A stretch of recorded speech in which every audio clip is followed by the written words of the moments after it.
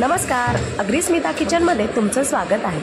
आज आपण 10 ते 15 माणसांसाठी लागणारं पुलाव भात अगदी साधं सोपं पद्धतीने दाणा खुला आणि पटकन होणारी साधी सोपी रेसिपी आहे। तर वेळ न घालवता आज आपण रेसिपी तर पाहूया, पण त्या अगोदर जर तुम्ही चॅनलला अजूनही सबस्क्राईब केलं नसेल किंवा साईडला बेल आयकॉन आहे ती दाबली नसेल तर नक्की दाबा आणि जास्तीत जास्त ही रेसिपी शेअर करा। तर वेळ न घालवता पाहूया रेसिपी। तर इथे मी बासमती राईस घेतलेला आहे 1.5 किलो।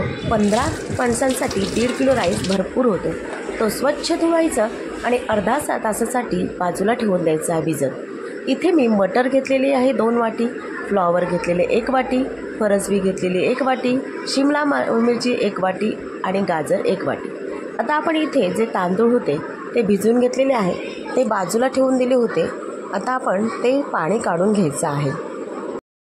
आता गॅसवर मोठं पातेलं ठेवलेलं आहे जाडबुंदाचं, त्यामध्ये तेल टाकलेले जवळजवळ 7 ते 8 चमचे आणि साजूक तूप 1 चमचा। त्यानंतर ह्यामध्ये आलं लसूण पेस्ट टाकलेली आहे 3 चमचे। कांदे मोठे 2 उभे चिरून घेतलेले आहेत। मिरची घेतलेली आहे उभी चिरून 5 ते 6। तुम्हाला तिखट किती आवडते त्याप्रमाणे तुम्ही टाकू शकता। तर इथे कांदा चांगला मिक्स करून घ्यायचा आहे, म्हणजे सॉफ्ट करून घ्यायचा आहे। कांदा जितका जास्त असेल तितकं छानच लागेल, पण इथे मी 2 कांदे मोठे वापरलेले आहेत। तुम्ही एखादा एक्स्ट्रासुद्धा अजून वापरू शकता। तर आता इथे पहा, तेलामध्ये छान कांदा परतला जात आहे। तो छान परतला, नरम झालं की आपण ह्यामध्ये पुढची भाज्या टाकणार आहोत। तर आता इथे मस्त परतून घेतलेला आहे हा कांदा आणि त्याबरोबर ती मिरची, म्हणजे काय होईल, तिखटपणा त्यामध्ये जिरून जाईल आणि भाताला चव येताना नुसती पानसून न लागता थोडं तिखटपणासुद्धा त्या भाजीला येईल। तर आता इथे तेल आणि कांदा आणि मिरची परतून झाल्यानंतर टाकत आहोत खडे मसाले। तुमच्या आवडीनुसार तुम्ही खडे मसाले टाकायचे आहेत। आता इथे मी सगळ्या प्रकारचे खडे मसाले घेतलेले आहेत, ते सुद्धा परतून घेतलेले आहेत। पण ह्यामध्ये दालचिनी आणि दालचिनीची पानं आठवणीने टाकायची आहे।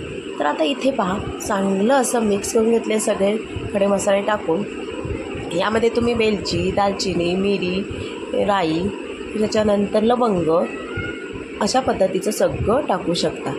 आता आपण एक साजूक तुपाची सुद्धा धार टाकलीच पाहिजे होती, ती सुद्धा मी टाकून घेतलेली आहे। आणि ह्यामध्ये ज्या आपण भाज्या घेतल्या होत्या स्वच्छ धुवून, त्या सर्व एकदमच भाज्या टाकलेल्या आहेत। तुम्ही ह्यामध्ये बटाटासुद्धा टाकू शकता। आपण ह्यामध्ये जर माणसं जास्त असतील आणि चव वाढवायची असेल तर तुम्ही बटाटा टाका। त्यानंतर तुम्ही इथे काजूचा सुद्धा वापर करू शकता, पण मी इथे काजूचा वापर केलेला नाही। तर आता इथे मस्तपैकी असून ह्या सगळ्या भाज्या परतून घ्यायच्या आहेत। त्यानंतर ह्यामध्ये 2 चमचे बिर्याणीचे टाकलेले आहेत। बिर्याणी मसाला जो मिळतो तो टाकलेला आहे।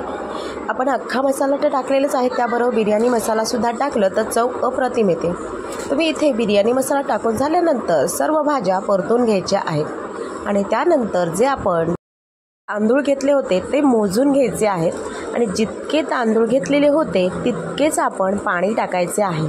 मापामध्ये दोन्ही सेम टाकायचे आहेत, म्हणजे हे पाणी व्यवस्थित भातामध्ये मुरलं की ते भात सुट्टा होऊन व्यवस्थित होणार। आणि हे भाजी जेव्हा आपण भाजीमध्ये ह्या पाणी टाकतो तेव्हा चांगलं मिक्स करून घ्यायचं आहे। इथे पाण्याला उकळी आली भाजीला की त्यानंतर जे तांदूळ घेतले होते स्वच्छ धुवून भिजत टाकले ते सर्व ह्या भातामध्ये टाकून द्यायचे आहेत आणि चवीपुरतं मीठ टाकायचं आहे। साजूक तुपाची एक धार टाकायची आहे। त्यानंतर इथे झाकण देऊन अगदी 15 मिनटं तरी, एवढे तांदूळ असल्यामुळे 15 मिनटं तरी हे भात शिजायला लागतो।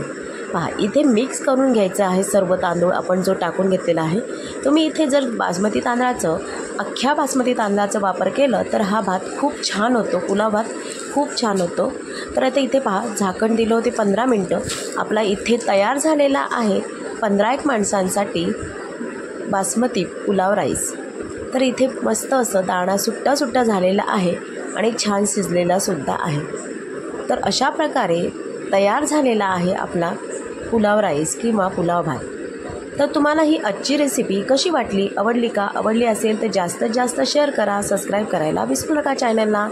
साईडची बेल आयकॉन दाबा, जेणेकरून नवीन येणारे रेसिपीज तुमच्यापर्यंत पोहोचतील। धन्यवाद ही रेसिपी पाहिल्याबद्दल।